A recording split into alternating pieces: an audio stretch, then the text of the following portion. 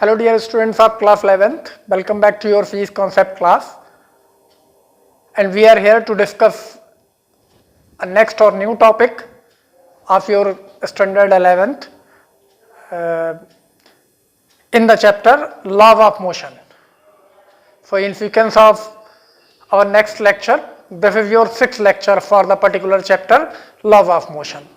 और आज के लेक्चर में हम डिस्कस करने वाले हैं एक नया topic, the apparent weight of a body in the lift. Okay, so our topic is apparent wait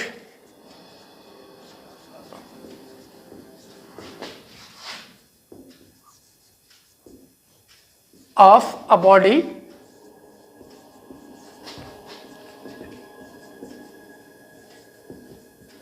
in the lift.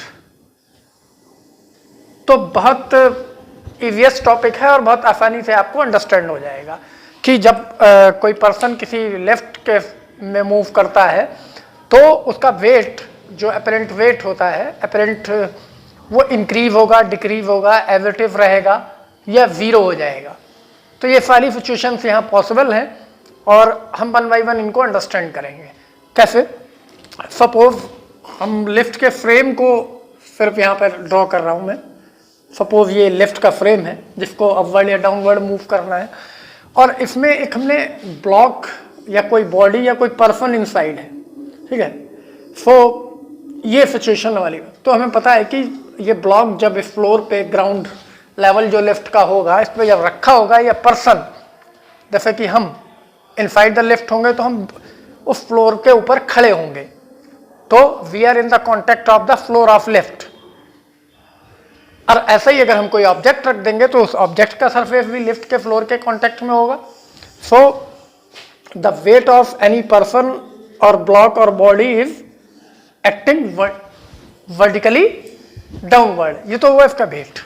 और अकॉर्डिंग टू न्यूटन्स लॉ हर एक्शन की एक रिएक्शन होती है. तो if we consider the weight of body like an action, और ये wait किस पे वर्क करेगा? जिस फ्लोर से ये कनेक्ट होगा. तो ये फ्लोर क्या करेगा? इस बॉडी पर उतने ही equal and opposite reaction apply करेगा. So this is the reaction R. इसको हम आर से रिप्रेजेंट कर रहे हैं. और हम सपोज कर लेते हैं कि जब लिफ्ट मूव करती है तो उसके अंदर जो ग्रेविटी है, एक्सेलरेशन ड्यू टू ग्रेविटी, वो वेरी कर जाता है. ऐसा मान लेते हैं. एक्चुअली करता है या नहीं करता है वो तो हम कंडीशन वाइज स्टडी करेंगे. ऐसा मान लेते हैं वो वेरी कर जाता है. तो suppose inside the lift gravity को हमने जी डैश सपोज कर लिया है. एक्चुअली तो जी होती है. तो यहाँ पे हम कुछ कंडीशंस हैं जिनको हम स्टडी करेंगे. तो उनमें कंडीशन वाइज हम नोटिस करते जाएंगे कि first, when the lift is at rest, the lift is at rest. जब ये रुकी हुई है और इसके अंदर कोई पर्सन है जिसका मास m है या कोई बॉडी है जिसका मास m है, उस सिचुएशन में रेस्ट में है, तो अपेरेंट वेट एक्चुअली क्या होगा? तो हम देखते हैं कि यहाँ पे जो कंडीशन है, जब ये रेस्ट में है, weight is acting vertically downward and reaction is acting vertically upward. तो जो effective force on the block होगा,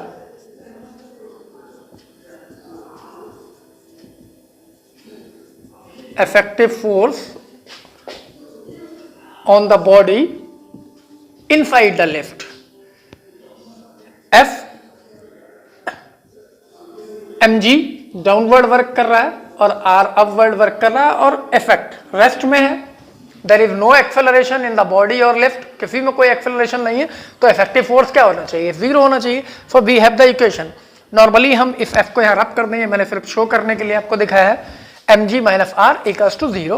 तो in this situation r equals to mg, r equals to mg. और जो हम वेट यूटिलाइज करेंगे, जो अपेरेंट वेट होगा बॉडी का, रिएक्शन को normally inside, because are inside the lift the gravity is g dash. For reaction की value क्या होगी? mg डैश, उसी के इक्वल एंड अपोजिट डायरेक्शन में. तो ये नॉर्मली कंडीशन हो गई mg dash equals to mg. So the gravity inside the lift is same as the outside. Apparent weight, actually क्या होगा, इसको हम डब्ल्यू डैश से रिप्रेजेंट करें तो ये एपेरेंट वेट नॉर्मली क्या होगा, यहाँ पर जो इनसाइड द लिफ्ट होगा m और g डैश, और जो एक्चुअली किसके इक्वल है, g के इक्वल है mg। तो w डैश जो एक्चुअल वेट होता है ये सेम होगा apparent and the real weight, मतलब देयर इज नो चेंज, जैसा है वैसा ही रहेगा, एपेरेंट वेट उतना ही होगा जितना ऑब्जेक्ट का एक्चुअली वेट होता है। अब अगर हम सेकेंड केस को यूटिलाइज करें, in the second case suppose when the lift is moving upward with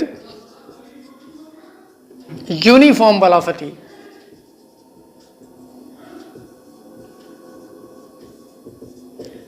अगर ये लिफ्ट यूनिफॉर्म वेलोसिटी के साथ अपवर्ड मूव करती है तो हम यहां ये शो कर सकते हैं, इस तरीके से मूव कर रही है, इसकी वेलोसिटी वी हैव जो यूनिफॉर्म है, और यूनिफॉर्म वेलोसिटी का भी मीनिंग सेम हुआ, there is no acceleration in the motion, कोई मोशन नहीं है। ये मैं फिर से आपको रिपीट कर देता हूं, इन साइड द लिफ्ट हम ग्रेविटी को जी डैश एज्यूम कर रहे हैं, तो फिर से जब ये वर्टिकली अपवर्ड मूव करेगी तो एक सिचुएशन हमें कंसीडर करना जरूरी है कि जो इफेक्टिव फोर्स होगा वो अपवर्ड ही होगा। जब अपवर्ड मोशन हो रहा है तो इफेक्टिव फोर्स किधर होगा, अपवर्ड होगा।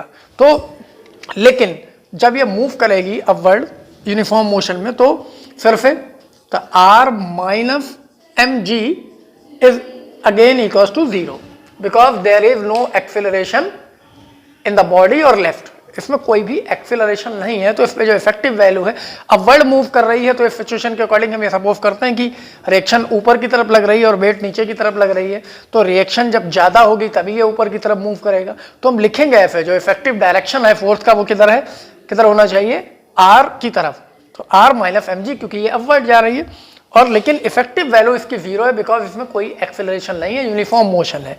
तो R minus M G once again, और ये सिचुएशन फिर से वही आएगी, R equals to M G, यहां गया और आर की वैल्यू एम जी डैश है, so M G again G dash is equals to G. तो again there is no change in the gravity inside the lift when it is moving vertically upward, upward, तो gravity में कोई change नहीं हो रहा है, means wait में कोई चेंज नहीं होगा, एपरेंट वेट रिमेन सेम, यहां भी वेट में कोई चेंजेस नहीं आने वाले हैं। तो दो सिचुएशंस आपने देख ली हैं। So if you want, तो you can note down these two conditions by pausing the screen. Okay. Case third,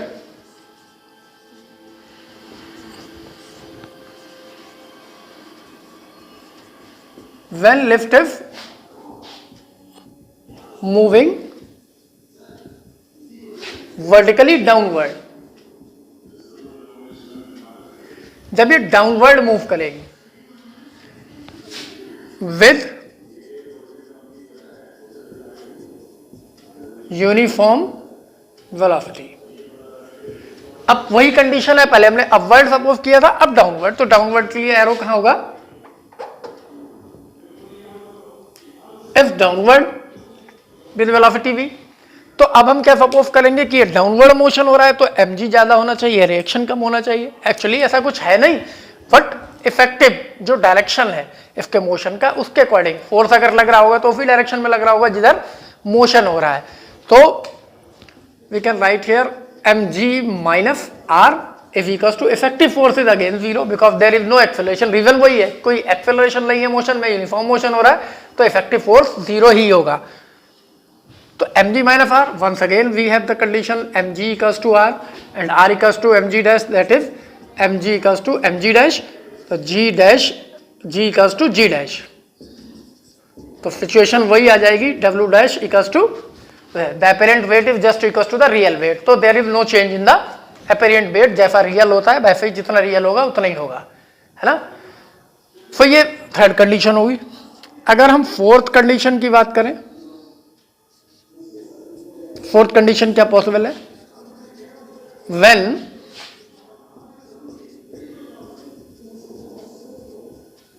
left is moving upward with a uniform acceleration A. अब हमने सपोज कर लिया कि लिफ्ट वर्टिकली अपवर्ड मूव कर रही है और जिसमें यूनिफॉर्म एक्सेलरेशन ए है, ए एक्सेलरेशन के साथ ये अपवर्ड मूव कर रही है। अब देखते हैं क्या सिचुएशन होगी। तो अब जो इफेक्टिव फोर्स है, अपवर्ड की कंडीशन फिर से वही आ गई, डायरेक्शन ऑफ मोशन किधर है, अपवर्ड, तो इफेक्टिव फोर्स का डायरेक्शन भी किधर होगा, upward. So we can write here F equals to R minus mg, और R क्या होता है, और इफेक्टिव फोर्स इसमें कितना होगा, यदि मोशन में एक्सेलरेशन आ गया है तो according to Newton law force is always equals to mass into the acceleration. So it should be written as ma, R is replaced by mg dash minus mg। Okay, हम mg को इधर ले आते हैं और mg डैश माइनस ma। अगर हम इसको सॉल्व करेंगे तो mg, यहां से हमें m कॉमन मिल रहा है, g dash minus a, m if cancel out, g dash, actually हमें g डैश फाइंड करना है तो हम g डैश के टर्म में इसको सॉल्व कर लेते हैं, mg डैश को फ्री करते हैं, mg dash equals to mg plus ma, mg dash, m if common air, g plus a, that is m if cancel out, g dash equals to g plus a। ये अब जो gravity की value inside the lift हो गई, g dash वो increase हो गई, उस एक्चुअल g में a भी ऐड हो गया, तो अब जो न्यू वेट होगा वो क्या होगा, अपरेंट वेट। यहां से अगर हम सिचुएशन लें,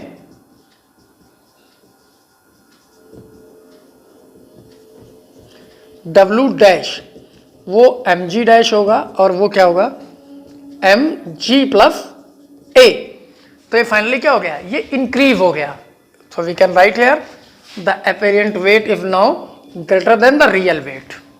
इस सिचुएशन में जो भी पर्सन इनसाइड है उसको अपना वेट एक्चुअल वेट से ज्यादा फील होगा, means the apparent weight of the person और body inside the lift increases when the lift is moving vertically upward with an uniform acceleration a। so ये to new condition है। अब इसको भी आप ऐसे ही स्क्रीन वॉच करके नोट डाउन कर लेंगे।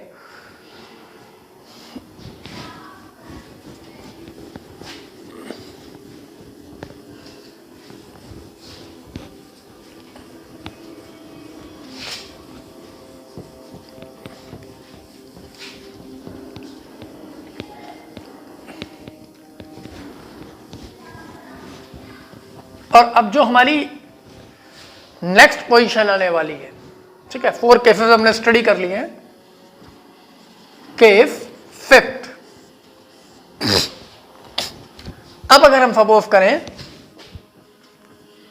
When lift is moving downward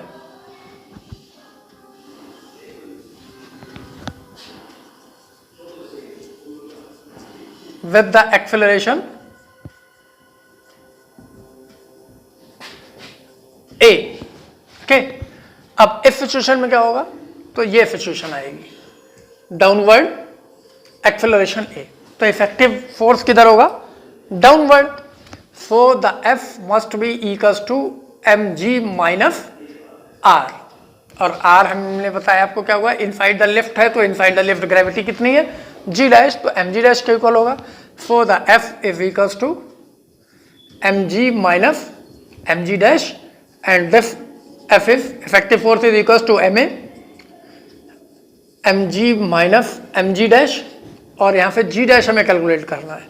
so mg dash is taken this side, now mg minus ma, m is taken common, g minus a, और now m is cancel out, sorry, g dash is equals to g minus a। so apparent weight w dash ये mg dash होता है, और mg dash की value यहाँ पे आई है g minus a, तो डेफिनेटली mg में से ma सब्सट्रैक्ट हो रहा है, तो एक्चुअल वेट क्या होगा, इससे ज्यादा होगा इस सिचुएशन में। Therefore w dash is less than real weight. So in this situation the apparent weight is less than that of the real weight of the person or body. एक situation और assume कर लेते हैं, अगर कभी ऐसा हो जाए बाई चांस, आपको पता है कि ये लिफ्ट जब नीचे से ऊपर जाती है, ऊपर से नीचे जाती है, तो ये एक पुली के थ्रू मोशन होता है, पुली पे एक केबल पास हो रहा है, वो केबल ही इसको अपवर्ड और डाउनवर्ड मूव करा रहा है। अगर किसी सिचुएशन में the cable supported to the left is suddenly broken, अगर वो अचानक से टूट जाए, अचानक से टूट जाने का मतलब ये हुआ कि लिफ्ट जो है सिर्फ और सिर्फ एक फोर्स के अंडर मूव करेगी। एक फोर्स कौन सा? बाकी सारे फोर्सेस इस पे हट जाएंगे, और वो फोर्स कौन सा होगा? Force of gravity. Means lift किस में होगी? फ्री फॉल में होगी, और फ्री फॉल में ऑब्जेक्ट की जो रिएक्शन होती है, normal reaction of that body, object और पर्सन, इट बिकम जीरो। ये जीरो हो जाती है। रीजन? क्योंकि रिएक्शन तो तभी होगी ना जब वो ऑब्जेक्ट किसी दूसरे ऑब्जेक्ट पे एक फोर्स अप्लाई करेगा, एक्शन अप्लाई करेगा, तभी तो रिएक्शन होगी। जब वो फ्री फॉल में जब ऑब्जेक्ट ऊपर से नीचे आता है तब वो किसी दूसरे ऑब्जेक्ट के कांटेक्ट में ही नहीं होता, और जब कांटेक्ट में ही नहीं है तो उसकी एक्शन जीरो है, मीन्स रिएक्शन ऑटोमेटिकली जीरो हो जाएगी। तो in case of free fall the normal reaction of the body और पर्सन बिकम जीरो, और in this situation the apparent weight of the person is also become zero and the person experiences the condition of weightlessness. उस situation में आपको ऐसा लगेगा कि आपका wait zero हो गया है, ठीक है। तो वो लास्ट कंडीशन है, if the cable supported the left is broken। तो आप चाहें तो उस कंडीशन को भी नोट डाउन कर सकते हैं, बट उसकी नीड नहीं है, आपको मालूम होना चाहिए, ठीक है।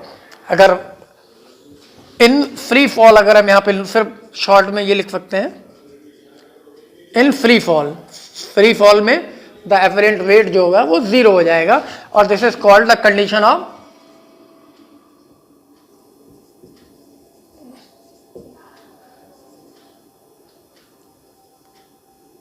वेटलेसनेस। ओके, सो इसकी आपको नीड नहीं है, मैंने बता दिया है,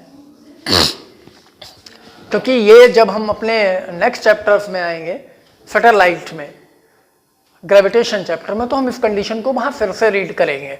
अभी सिर्फ जस्ट आपको ये अंडरस्टैंड करना है, if the cable supported the lift suddenly broken, the lift is in the free fall, in this situation the normal reaction of the person become zero, that's why its apparent weight is also become zero and the person or body experiences the condition of weightlessness.